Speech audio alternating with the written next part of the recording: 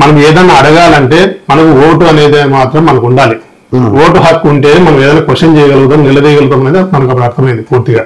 అంటే ఇంతవరకు ఉన్నాయి, మనకు ఓటు హక్కు లేదని కాదు, ప్రజల్లో మనము ఈ ఓటు అనేది ఎంత ఇంపార్టెంట్ అన్నది మనం తీసుకురావాలన్నది అప్పుడు స్టార్ట్ చేసాం. మనం ఓటు హక్కు ఉంటే కనుక ఎవరైనా నిలదీయచ్చు, మనము ఓటు హక్కు వినియోగించుకుంటే కనుక నీకు నచ్చిన పార్టీకి వేసుకోను పర్లేదు, నీకు నాయకుడు పలానవాడు మంచివాడు అంటే కాంగ్రెస్ మంచిది కాంగ్రెస్ వేసుకో, బీజేపీ మంచిది బీజేపీకి వేసుకో, బీఆర్ఎస్ మీద బీఆర్ఎస్ వేసుకో, నీ ఇష్టం. కానీ మనం మనకు కావాల్సిన వస్తువు మౌలిక సదుపాయాలు ఏమైనా కావాలంటే మాత్రం క్వశ్చన్ చేయాలంటే కంపల్సరీ ఓటు అనేది కంపల్సరీ ఉండాలి. ఓటు హక్కు మనకు ఉంటేనే, ఓటు హక్కు వినియోగించుకుంటేనే మనం ఏదైనా చేయగలుగుతాం. మనం అక్కడ నేను చెప్పాను అన్నమాట, కాలనీ మీటింగ్ పెట్టేసి కాలనీలో ఎంతసేపు ఉన్నా కూడా ఎవరైనా క్వశ్చన్ చేస్తారు, ఇది మనకు పలానా వస్తువులు లేవని చెప్పేసి అని. వస్తువులు లేవంటే ఇప్పుడు గవర్నమెంట్ చేయట్లేదంటే కనుక మనకే మనం ఎందుకు చేసుకోకూడదు.